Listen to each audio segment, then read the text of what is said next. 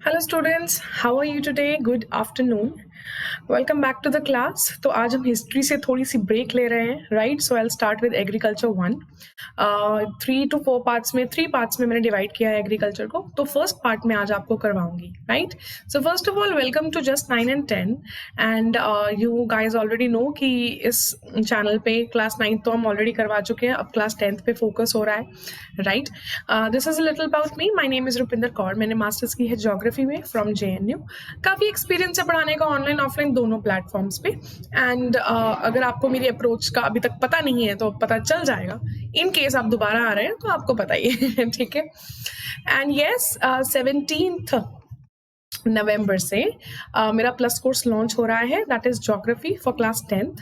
In case आपको आज की क्लास में थोड़ा सा ऐसा लगता है कि यार मैम अच्छा पढ़ाती हैं और मैं इन्हीं से पढ़ना चाहता हूँ या पढ़ना चाहती हूँ मेरी पूरी सोशल स्टडीज, तो go ahead, Unacademy app install करो। ठीक है, उसके बाद क्लास 10 चूज करो, गोल्स में जाके वो चूज करके प्लस में जाना है, प्लस में जाके क्लिक ऑन गेट सब्सक्रिप्शन। ठीक है। नाउ अब आपने सब्सक्रिप्शन लेनी है तो आपको डिफरेंट डिफरेंट प्लान्स आएंगे। ठीक है, तो मैं एग्जांपल आपको 24 मंथ्स का लेके दिखा देती हूँ। तो जैसे कि 24 मंथ्स आपने चूज किया तो क्या है, ये आपको 938 रुपीज पर मंथ पड़ेगा। ठीक है, that is how much, approximately 30 rupees a day. या और सिर्फ मैं ही नहीं पढ़ाऊंगी, इसमें सिर्फ सोशल स्टडीज ही नहीं, इसमें सारे सब्जेक्ट्स होंगे इसी 30 रुपीज में। साइंस, मैथ्स, इंग्लिश, हिंदी, सब कुछ है, सब कुछ, एवरीथिंग। ठीक है, और इसमें सिर्फ एक एजुकेटर नहीं, एक या दो, या सिर्फ हर सब्जेक्ट का एक एक एजुकेटर नहीं, हर सब्जेक्ट में आपको अनलिमिटेड एजुकेटर्स हैं। जितने मर्जी एजुकेटर से पढ़ लो, कोई रोक टोक नहीं है, कुछ नहीं है। आप अपनी वीडियोस डाउनलोड करो, मतलब एजुकेटर्स की वीडियोस आप डाउनलोड कर सकते हैं, ऑफलाइन देख सकते हैं, आप उनके PDF नोट्स डाउनलोड कर सकते हैं, विच इज ऑसम। तो आपका 80 to 90% काम जी हम ही कर देते हैं। आपने 10% काम करना है। क्या करना है? आपने आना है क्लास में और आपने क्या करना है, ध्यान से सुनना है। अगर आंसर राइटिंग प्रैक्टिस हो रही है तो उसमें पार्टिसिपेट करना है, क्विजेज हो रही है तो उसमें पार्टिसिपेट करना है। इन केस यू थिंक कि यार स्कूल भी जाना होता है, ये भी है, मोटिवेशन नहीं रहती है, मैं टाइम टेबल तो मैनेज ही नहीं कर पाता या कर पाती, तो क्या करें? Even your parents are worried कि ठीक है तुमने अनअकैडमी प्लस तो लिया है, but then what are you doing actually? ठीक है, तो उनको संतुष्टि के लिए, आपकी संतुष्टि के लिए we have another which is programme called iconic. Iconic programme है, आइकॉनिक सब्सक्रिप्शन है। इसमें क्या है जी, 100 से ज्यादा एजुकेटर्स तो है ही है, ठीक है, हर सब्जेक्ट के लिए। और क्या है, यहाँ पे आपको एक मेंटर दिया जाएगा, मतलब प्लस के सारे फीचर्स हैं इसमें। मेंटर दिया जाएगा, एक मेंटर अलॉट किया जाएगा जो कि आपको आपकी वीकली और आपकी मंथली प्रोग्रेस आपके साथ शेयर करेगा कि आप किस एरिया में स्ट्रांग हो चुके हो, किस एरिया में आप अभी भी थोड़ा सा लैग कर रहे हो, एंड क्या आपका टाइम टेबल होना चाहिए। अगर आपको मोटिवेशन नहीं है तो आपको मोटिवेशन प्रॉपर प्रोवाइड होगी।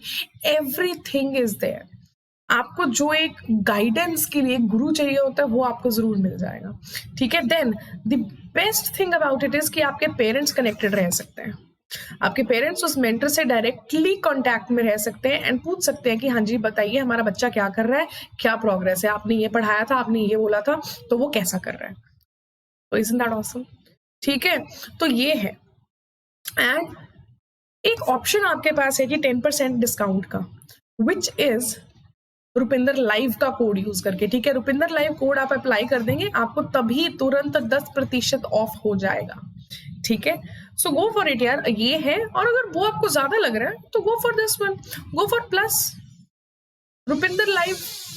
ठीक है, सो गो फॉर प्लस, यहाँ पे भी आपको 10% ऑफ इस पे मिल जाएगा।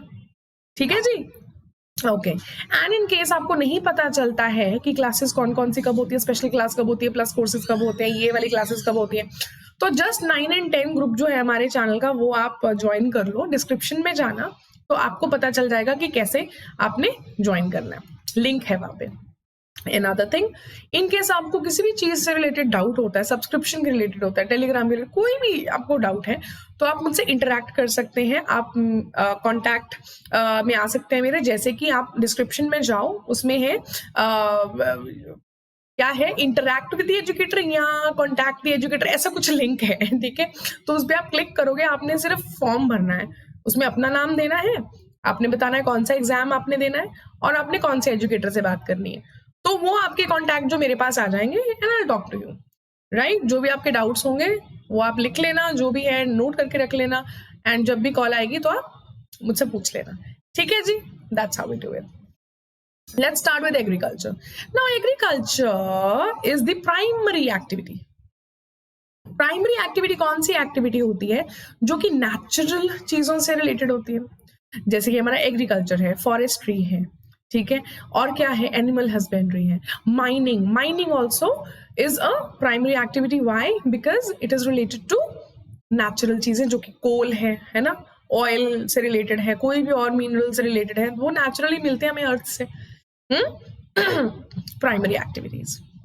नाउ इंडिया में 66% जो लोग हैं भारतीय कनेक्टेड हैं एग्रीकल्चर एक्टिविटीज के साथ, चाहे प्रॉपर एग्रीकल्चर या अलाइड एक्टिविटीज जो उसके साथ कनेक्टेड है, जैसे कि एनिमल हस्बेंड्री हो गई, फॉरेस्ट्री होगी, हॉर्टिकल्चर हो गया, ये सबसे रिलेटेड है, ठीक है। सो मेजॉरिटी ऑफ द पॉपुलेशन अभी भी रूरल सेक्टर में काम कर रही है इंडिया में। ओके जी, समझ में आ गया। नाउ फैक्टर्स फॉर फार्मिंग, कौन कौन से फैक्टर्स इंपॉर्टेंट होते हैं फार्मिंग में? फिजिकल एनवायरनमेंट, पहाड़ी इलाका है, प्लेन है, बारिश कैसे आती है ना, पानी कैसा है, सॉइल कैसी है, एसिडिक है, अल्कलाइन है, कैसी है, ये सब चीजें, राइट। टेम्परेचर कितना है, टेक्नोलॉजिकल नो हाउ, है ना, कौन कौन सी टेक्नोलॉजी यूज कर रहे हैं, टूल्स कैसे यूज कर रहे हैं, फर्टिलाइजर्स, इंसेक्टिसाइड्स, पेस्टिसाइड्स, कौन सी टेक्नोलॉजी यूज कर रहे हैं, ट्रैक्टर कौन सा यूज कर रहे हैं, तो ये सब चीजें मैटर करती हैं। देन सोशियो कल्चरल प्रैक्टिसेस, एक सोसाइटी में अलग तरीके की प्रैक्टिस होती है। मान लो कुछ पेड़ों को पवित्र माना जाता है और उनको काटते नहीं है, कुछ पेड़ों को अच्छा नहीं माना जाता, उनको काट देते हैं, राइट। कुछ पेड़ों को मेडिसिनल वैल्यू उनकी होती है तो उनको ज्यादा ग्रो किया जाता है, या कुछ पेड़ों की जरूरत नहीं होती है तो उनको काट दिया जाता है। सो ये सोशियो कल्चरल प्रैक्टिसेस बहुत ज्यादा इंपॉर्टेंट है, ठीक है। जैसे कि नॉर्थ ईस्ट में भी झूमिंग वगैरह सब होती है, ठीक है। झूमिंग क्या होता है वो मैं आपको अभी बताऊंगी, बहुत सारे लोगों को नहीं पता है झूमिंग क्या होती है, स्लैश एंड बर्न क्या होता है, शिफ्टिंग कल्टीवेशन क्या होता है, तो वो हम पढ़ेंगे। और ये आपको डायरेक्ट क्वेश्चन आते हैं यार एग्जाम में, डायरेक्ट आते हैं, ठीक है। और हाँ, मैं लाइव नहीं हूँ, अगर किसी को लगता है मैम आप इग्नोर कर रहे हो, मैम यू नॉट रिप्लाइंग, इसका क्या मतलब है मैम, मैं नहीं आऊंगा आपकी क्लास में आगे से, बेटा आई एम नॉट लाइव, ठीक है। हाँ, अभी प्रेजेंट में तो मैं कुछ और कर रही होंगी, पता नहीं कहाँ होंगी, शायद I am travelling right now, I don't know, but अभी मैं क्लास भी ले रही हूँ, है ना। Good, no. So types of farming, okay. First is primitive subsistence farming, right. Primitive का मतलब होता है बहुत बेसिक, कुछ इसमें हाई फाई यूज नहीं होता है, कुछ हाई फाई टूल्स यूज नहीं होते, हाई फाई सीड्स यूज नहीं होते, हाई फाई इरिगेशन यूज नहीं होती है, right. So basic, okay. Then subsistence, subsistence का मतलब है सिर्फ और सिर्फ सर्वाइवल के लिए है, यहाँ पे प्रॉफिट का कोई मोटिव नहीं है, सिर्फ सर्वाइवल के लिए, अपना पेट भरना है, अपनी फैमिली का पेट भरना है, उसके लिए हम खेती बाड़ी कर रहे हैं, दैट्स इट, ठीक है। So it is basic survival farming, ठीक है। डेफिनेटली कैसे होगा ये, स्मॉल पैचेस में, एक स्मॉल पैच ऑफ लैंड है, उस पे 4 की फैमिली है, फैमिली ऑफ 4, वो खुद ही उगा रहे हैं, खुद ही उस पे वेजिटेबल्स वगैरह खुद ही खा रहे हैं, ठीक है। उनको बाहर से नहीं खरीदना पड़ रहा, जो भी नेचुरली उनके पास सीड्स हैं, हर साल जो आ जाते हैं सीड्स उनके पास, उसी से ग्रो करके ये है, ठीक है। टूल्स बिल्कुल बेसिक यूज करते हैं, कोई मशीनरी नहीं यूज करते, बिकॉज इतना है ही नहीं पैसा, और इतनी छोटी लैंड पे कोई फायदा ही नहीं है मशीन यूज करने का, ठीक है। फैमिली खुद काम करती है या कम्युनिटी मिलके करती है, मान लीजिए एक लैंड है तो आसपास के 4 घर मिलके उस पे काम कर रहे हैं, तो आपस में शेयर कर लेते हैं चीजें। Then it also depends on suitability of environment, जैसे कि मिट्टी कैसी है, या फिर यहाँ पे स्पेशली ट्यूबवेल नहीं होते हैं, ठीक है। ट्यूबवेल नहीं, स्पेशल कोई इरिगेशन की फैसिलिटी नहीं, आसपास में कोई कुआं होगा तो ठीक है, उससे पानी ले लेंगे, या फिर क्या होगा, बारिश की वेट करेंगे, rain is an important factor, उसकी वेट करेंगे, होगी तो ठीक है, नहीं तो फिर क्या करेंगे, ठीक है। Slash and burn is one such example, क्या है ये मैं आगे बताती हूँ, ठीक है। कोई फर्टिलाइजर्स या मॉडर्न इनपुट्स यूज नहीं होते हैं, जो भी नेचुरल होता है, काउ डंग यूज हो गया कहीं, है ना, तो ये सब यूज हो गया, अदरवाइज कोई आर्टिफिशियल फर्टिलाइजर्स वगैरह यूज नहीं करते, ठीक है जी, okay. Now slash and burn, what is slash and burn? Jhuming same बात है। क्या होता है कि पेड़ है, ये या तो कभी कटे नहीं है आज तक, प्राइमरी फॉरेस्ट है, या कटे हुए हैं दोबारा से फिर से उग गए, तो इनको काटा, उस एरिया में जो भी रूट्स वगैरह उनको जलाया, ठीक है, उसकी जगह पे क्या हुआ, एग्रीकल्चर करना शुरू कर दिया। एग्रीकल्चर कर दिया, उसके बाद क्या है, लैंड को फिर से खाली छोड़ दिया, तो वे फिर से छोटे छोटे छोटे छोटे पेड़ पौधे फिर उगाएंगे। या तो ये उसको फिर से काट के उसको यूज करेंगे, या उसको उगने देंगे, उगेगा, सेकेंडरी फॉरेस्ट बन जाएगा फिर से, एंड फिर से उसको काट देंगे जब पूरा फॉरेस्ट बन जाएगा। ठीक है, तो उसकी वुड वगैरह यूज हो जाती है, घर वर बनाने में इधर उधर यूज हो जाती है। तो ये है जी शिफ्टिंग कल्टीवेशन। इसको शिफ्टिंग कल्टीवेशन भी कहते हैं, झूमिंग भी कहते हैं, और इसको और क्या कहते हैं, स्लैश एंड बर्न भी कहते हैं। बहुत सारे कंट्रीज में, बहुत सारे रीजन्स में इसको अलग अलग नाम दिए जाते हैं, याद करने की जरूरत नहीं है। सो पामलो मणिपुर में कहते हैं, दीपा बस्तर, दीपा इन बस्तर कहते हैं, ठीक है, और मिल्पा, कनुको, रोका, ये सब जो नाम है अलग अलग कंट्रीज में है, ये इंडिया में नाम है, बेवाड़, दहिया, पोड़ू, पेंडा, पमादबी। ठीक है, अगर ऐसा है याद करना है, अगर आपका मन है याद करने का, कि अगर स्कूल की टीचर ने बोल दिया है कि बेटा आना चाहिए, याद होना चाहिए, तो आप याद कर सकते हैं, बिकॉज एक तरह से कैटेगराइजेशन तो है ही है। तो स्क्रीनशॉट्स भी ले सकते हैं आप, स्क्रीनशॉट ले लो, कोई चक्कर नहीं है, ठीक है, तो वो भी कर सकते हैं, आपके पास नोट्स रेडीली अवेलेबल हो जाएंगे। ठीक है, इंटेंसिव सब्सिस्टेंस फार्मिंग, अभी हमने बात की थी प्रिमिटिव की, यहाँ पे बाकी दोनों वर्ड सेम है, यहाँ पे इंटेंसिव चेंज हो गया है। इंटेंसिव, इंटेंस, क्या मतलब है? इंटेंस का मतलब ज्यादा इंटेंसिटी के साथ, है ना? क्यों होगा? सबसिस्टेंस है, लेकिन हमें और ज्यादा इंटेंसिटी से चाहिए, और ज्यादा इंटेंसिटी से फार्मिंग कर रहे हैं एग्रीकल्चर। क्यों? क्योंकि हो सकता है जरूरत ज्यादा हो, प्रोडक्शन ज्यादा चाहिए, और प्रोडक्शन ज्यादा क्यों चाहिए होगी? पॉपुलेशन ज्यादा होगी।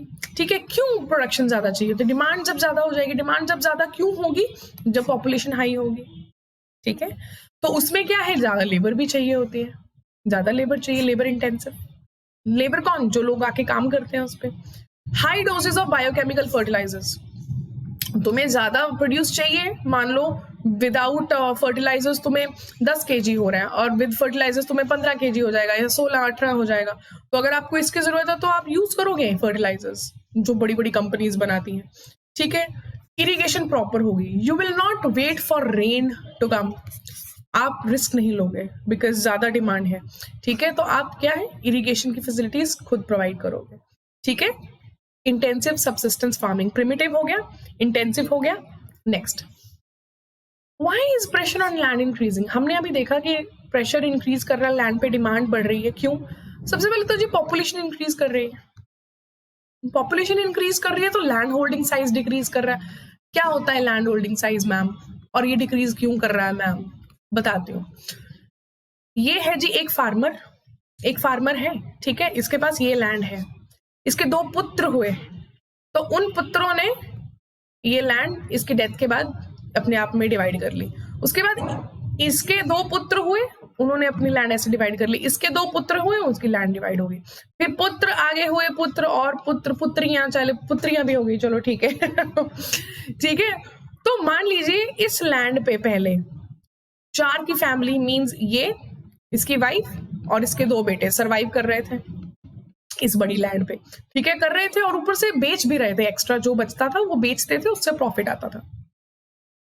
तो इतना ज्यादा प्रेशर नहीं था लैंड पे, जितना होगा, ठीक है, हमें तो बहुत ज्यादा बच जाता है। ठीक है, अब ये लैंड देख लो, इस पे भी कितने लोग सर्वाइव कर रहे हैं, ये बेटा खुद, उसकी वाइफ होगी, यहाँ उसके 2 बच्चे भी होंगे। ठीक है, ये 4 की फैमिली अब सिर्फ इतने पे सर्वाइव कर रही है। अब ये क्या चाहेंगे कि सब ज्यादा से ज्यादा प्रोडक्शन हो जाए, ताकि हम कुछ खाएं भी और कुछ हमें बच भी जाए, कुछ सेल कर दें, नहीं बचता तो हम खुद ही पेट भर के खा लें कम से कम। ये होता है जी law of inheritance. Law of inheritance means जब हमें अपने जो पेरेंट्स है या ग्रैंड पेरेंट्स से जब हमें लैंड विरासत में मिलती है ना, विरासत में जो मिलती है, सो लॉ ऑफ इनहेरिटेंस ये है। स्मॉलर लैंड होल्डिंग साइज, समझ आ गया? ये है। So land used to its maximum potential. Definitely आप क्या चाहेंगे कि साल में एक भी दिन जो है जमीन वो खाली ना रहे, एक क्रॉप गई, दूसरी क्रॉप की तैयारी, दूसरी क्रॉप गई, तीसरी क्रॉप की तैयारी। और इंडिया में 3 टाइप की क्रॉप्स होती हैं, खारिफ, राबी एंड ज़ैद। ठीक है, वो क्या होती है वो भी हम देखेंगे आगे। ठीक है, now you guys have 30 seconds. Agriculture is a dash activity. आप लोग चैट में रिप्लाई कीजिए या आप लोग कमेंट्स में रिप्लाई कीजिए, ठीक है। और कुछ लोग, कुछ बच्चे बातें कर रहे हैं, सिर्फ बातें कर रहे हैं। सुमित है यहाँ पे, सुमित बातें कर रहे हैं। सत्कृत इज अ गुड बॉय, सत्कृत तो आराम से है, देख रहा है ना। इवन और कौन है जी, Anjali, Anjali is here, hi Anjali. Harshita, if Vaibhav is here, Vaibhav hi. और कौन कौन होता है, वीर प्रताप। मुझे नाम थोड़े थोड़े याद रह जाते हैं ना। सत्यम जैन, वो तो बातें ही करता है, वो लीडर बोर्ड में नहीं आता है ना। Satyam, are you there? Agriculture is a primary activity, ठीक है। हाँ जी, एग्रीकल्चर क्या है, प्राइमरी एक्टिविटी, वेरी इजी, ठीक है। मैं पानी पी लूं, चलो। Primitive, intensive, primitive subsistence farming, intensive subsistence farming. Now we move on to commercial farming. नाम में लिखा हुआ है जी कमर्शियल, मतलब बिजनेस के लिए ज्यादा यूज होता है। तो प्रॉफिट बनाना is the sole priority of this या sole aim of this kind of farming, ठीक है। So high doses of modern input, ठीक है। पता है कि प्रॉफिट आएगा तो हम क्या लोन वोन लेके भी बड़ी मशीनें लगा देंगे और ज्यादा प्रोडक्शन चलेगी हमें, ठीक है। तो high doses of modern input, अच्छे फर्टिलाइजर्स, अच्छे पेस्टिसाइड्स, अच्छी मशीनरी, अच्छी लेबर, ठीक है, ये है। Example HYV seeds, high yielding variety seeds. High yielding variety seeds lab में प्रिपेयर किए जाते हैं, ठीक है। ये जो सीड्स होते हैं, जो नेचुरल सीड्स हैं, जो हमारे देसी सीड्स होते हैं, मान लो वो तुम्हें 10 kg दे देंगे प्रोड्यूस, लेकिन ये जो HYV सीड्स होते हैं तुम्हें 3 गुना देंगे, मतलब कि 30 kg देंगे, ठीक है। 3 गुना ज्यादा तुम्हें प्रोड्यूस देते हैं। लेकिन एक चीज जरूर है कि HYV सीड्स, अब ये इससे मान लो प्रोड्यूस हुआ, ये सीड्स हैं, अरे मेरी ड्राइंग पे मत जाओ यार, ये सीड्स हैं, ठीक है। ऐसे अब इन्हीं में से कुछ सीड्स लेके आप दोबारा इनको दबा दोगे जमीन में तो फिर से पौधा उगाएगा नेचुरल सीड से। लेकिन HYV सीड्स में ऐसा नहीं होता। HYV सीड्स में जब ये सीड्स हैं, इनको अगर दोबारा आप जमीन में उगाओगे तो कुछ नहीं होगा, कुछ भी नहीं होगा। तो आपको दोबारा से जाना पड़ता है और दोबारा से क्या करना पड़ता है, जाके ये खरीदने पड़ते हैं। बट ठीक है, खरीद पाते हैं। और क्या होता है कि आप उतना कमा भी तो लेते हो, 3 गुना ज्यादा प्रोडक्शन हो रही है, तो उतना सा फार्मर्स लाइक इतना तो खरीद के हम कर लेंगे, कोई चक्कर नहीं। सो HYV सीड्स, ओके। इनको केमिकल फर्टिलाइजर्स चाहिए, उसके बिना ये अच्छी प्रोडक्शन नहीं देते हैं। इंसेक्टिसाइड्स, पेस्टिसाइड्स भी इनको चाहिए बहुत ज्यादा। इनको इरिगेशन भी टाइम पे चाहिए। मॉडर्न है ना, तो बड़े छुई मुई होते हैं। पानी कुछ दिन लेट हो गया ना तो दिल डाए, ओके। तो इसलिए इरिगेशन प्रॉपर चाहिए। और इरिगेशन कहाँ अच्छी है, रिच स्टेट्स में, या जहाँ पे वैसे ही पानी वाला जो सिस्टम है अच्छा है, जैसे कि पंजाब में है ना, कितनी सारी रिवर्स हैं। Punjab, Haryana and western UP सबसे सक्सेसफुल रहे हैं ग्रीन रेवोल्यूशन में, ठीक है। तो जैसे कि राइस है, ये पंजाब हरियाणा में कमर्शियल यूज के लिए है, कमर्शियली ग्रो होता है। लेकिन जो ओडिशा में है, ओडिशा में ये वहां पे लोग खाते ही इतना है राइस, ठीक है। तो वो बाहर सेल करना तो बहुत मिनिमम है, वहां पे उगाते हैं, स्टेट खुद ही कंज्यूम कर लेती है वो। तो ये है, ओके, स्टेपल डाइट है वहां की। सो प्रिमिटिव फार्मिंग हो गई, primitive subsistence farming, intensive subsistence farming, and then we have commercial farming. Now we move on to plantation. Plantation farming is a form of commercial farming. Plantation agriculture is a form of commercial farming. कैसे, ठीक है। ये खुद के लिए use नहीं होती है, ठीक है। ये इंडस्ट्रीज को बेचने के लिए क्रॉप्स ग्रो की जाती हैं। एक सिंगल क्रॉप होती है जो बहुत लार्ज एरिया में ग्रो होती है। मान लीजिए जैसे ये चाय के बागान है, ये चाय के बाग है, ठीक है। तो एक ही एरिया में कितने एकड़ में सिर्फ चाय ग्रो होती है, या कॉफी ग्रो होती है, या रबर ग्रो होती है, ठीक है। तो agriculture and industry go hand in hand. तो इंडस्ट्री, फॉर एग्जांपल इंडस्ट्री है, उसने लैंड खरीदी हुई है तो उस पर एग्रीकल्चर करवा रही है, तो ये है, ओके। फिर कैपिटल इंटेंसिव इनपुट्स, बड़ी इंडस्ट्री ने अब ये सब काम सेटअप किया है, सब कुछ किया है, उसका इनिशिएटिव है, तो वो बड़े बड़े मशीन्स भी लेके आएगा, बड़े बड़े सेटअप्स करेगा, ठीक है। ज्यादा लेबर लेके आएगा, ज्यादा फर्टिलाइजर्स, सब कुछ नया नया होगा, सब कुछ एकदम लेटेस्ट होगा, ठीक है। इंटेंसिव इनपुट्स होंगे, कैपिटल इंटेंसिव इनपुट्स, महंगे inputs. Migrant labours, now for example Assam में जो लेबरर्स काम करते हैं टी फील्ड्स में, वो कहाँ से आते हैं, मेनली उड़ीसा से आते हैं या बिहार से आते हैं, ठीक है। तो यहाँ से आके असम में काम करते हैं, ठीक है। All produce used as raw material, ये जो सारा प्रोड्यूस होता है, चाय की जो पत्तियां होती हैं, it is used as raw material. Directly तो उसको नहीं कंज्यूम करते, it's used as raw material. Production की होती है, मतलब क्या होते हैं, प्रोसेसिंग होती है, ड्राई किए जाते हैं वो अच्छे से।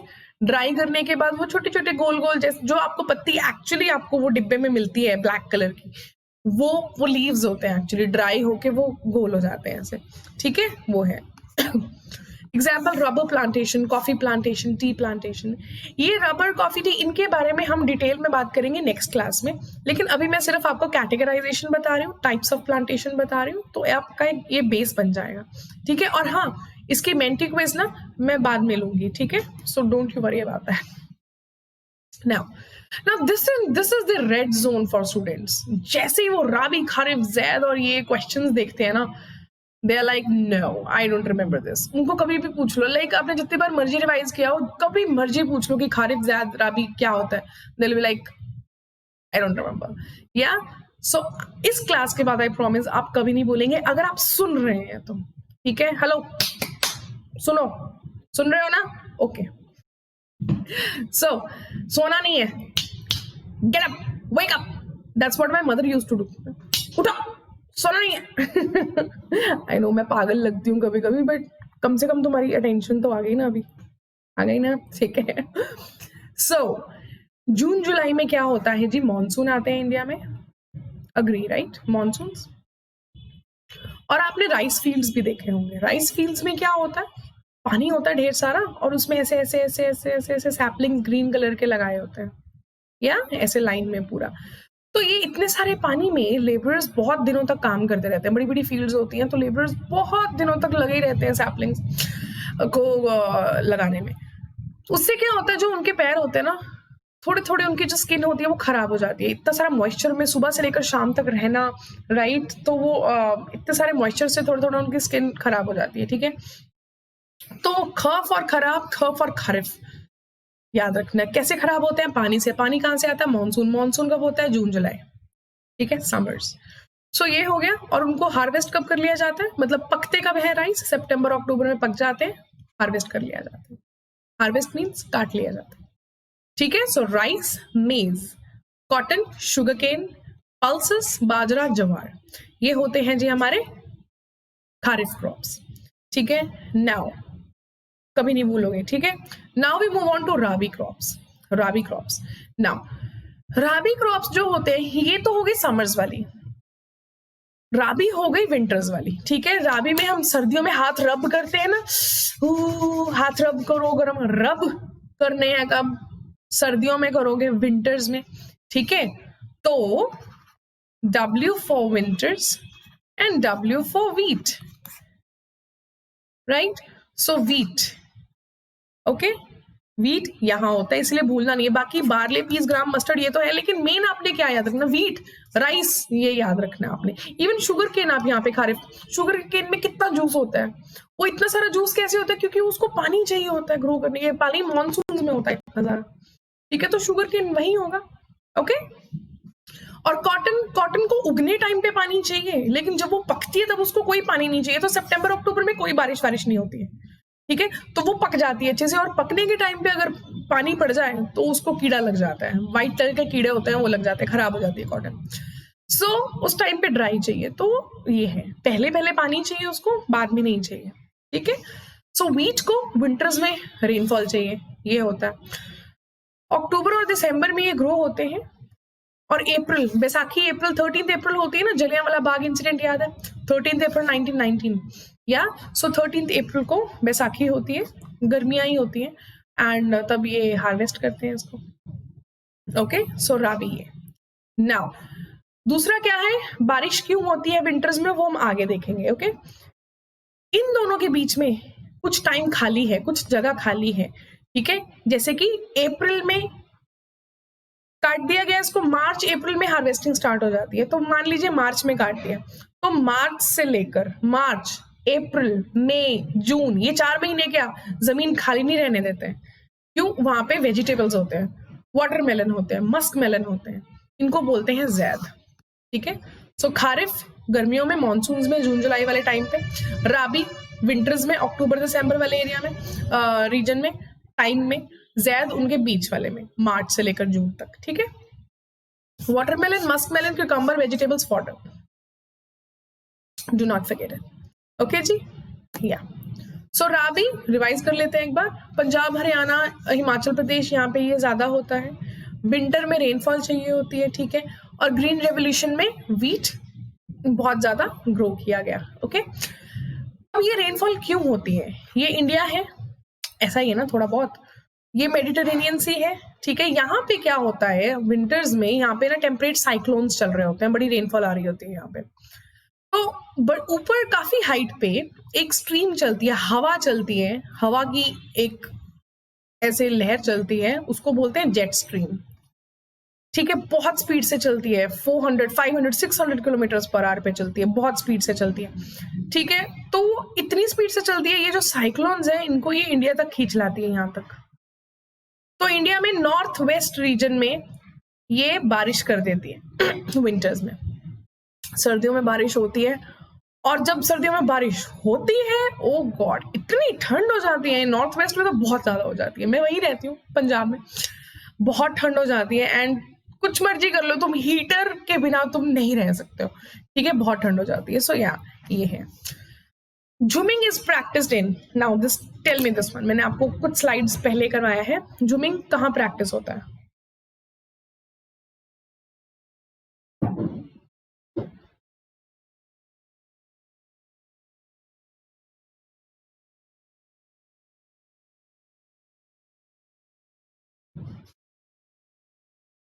Five, 4, 3, 2, 1. Okay, nice. Guys, yes, the answer is Northeast India. किसी ने अगर गलत किया है तो वो जरा ध्यान से वापस जाके फिर से स्लाइड्स देख लें। It is north east India, ठीक है जी। खारिफ क्रॉप, यू नो, अब तो पता है मॉनसून के टाइम पे होता है। यूपी, बिहार, असम, यहाँ पे राइस बहुत होता है ना, यूपी, बिहार, असम, वेस्ट बंगाल, है ना, इन रीजन्स में राइस बहुत ग्रो होता है, ठीक है। और खाते बहुत लोग है ना यहाँ पे, क्यों? क्योंकि स्टेपल डाइट है ना वहाँ की। यूपी, बिहार में यहाँ पे मॉइस्चर बहुत है, मॉनसून में तो फ्लड ही आया रहता है, ठीक है। So it's good for rice की फील्ड्स के लिए, ठीक है। असम, वेस्ट बंगाल, उड़ीसा में इतना ज्यादा राइस कंज्यूम किया जाता है कि वहां पे साल में 3 बार राइस ग्रो होता है, ठीक है। और ये जो अलग अलग फसलें होती हैं चावल की, ठीक है, इनका नाम भी है। साल के पहले हिस्से में औस, साल के दूसरे हिस्से में अमन होता है, साल के तीसरे हिस्से में बोरो होता है, ठीक है, औस, अमन, बोरो, ठीक है। ये अलग अलग साल में जब ये फसलें होती हैं चावल की, ये अलग अलग साल में नहीं, साल के अलग अलग हिस्सों में, ठीक है। Then we move on to zaid. Zaid कौन सी क्रॉप होती है जो दोनों के बीच में उगती है ना, मार्च से लेकर जून तक? तो ये समर जी हो गई, है ना। और this is between rabi and kharif. Examples are watermelon, muskmelon, cucumbers, vegetables, जो काफी जूसी वेजिटेबल्स होती हैं, ये सब है, ठीक है जी। हाँ जी, अगर कुछ डाउट आपको रह जाए तो आप कमेंट सेक्शन में कमेंट कर सकते हैं, आप मुझसे इंटरेक्ट कर सकते हैं। नीचे जाओ डिस्क्रिप्शन में, you can interact with me, ठीक है। मैं आपको कॉल कर लूंगी, अगर आपको जेन्युइनली कोई डाउट है तो आप मुझसे पूछ सकते हो, ठीक है। एंड इन केस आइकॉनिक को लेके कोई भी डाउट है तो वो भी आप मुझसे पूछ सकते हो, क्योंकि आपको एक प्रॉपर गाइडेंस प्रोवाइड की जाएगी जी मेंटर से, ठीक है। वीकली, मंथली आपके पेरेंट्स के साथ सब कुछ डिस्कशन होगी। आपको टाइम टेबल बनाने में कोई प्रॉब्लम आ रही हो तो उसमें कोई प्रॉब्लम नहीं आएगी आपको आज के बाद, इस सब्सक्रिप्शन लेने के बाद, ठीक है। इन केस यू वांट डिस्काउंट तो वो रुपिंदर लाइव से आपको मिल जाएगा डिस्काउंट, कितना? 10%। Same is with plus. Plus में भी आपको रुपिंदर लाइव कोड लिखना है, ठीक है। रुपिंदर लाइव कोड लगा के आपको 10% ऑफ तभी मिल जाएगा। एंड फॉर एग्जाम्पल 24 मंथ्स के लिए आप ये लेते हैं तो 30 रुपीज। अगर आपको आइकॉनिक ज्यादा लगता है, गो फॉर प्लस।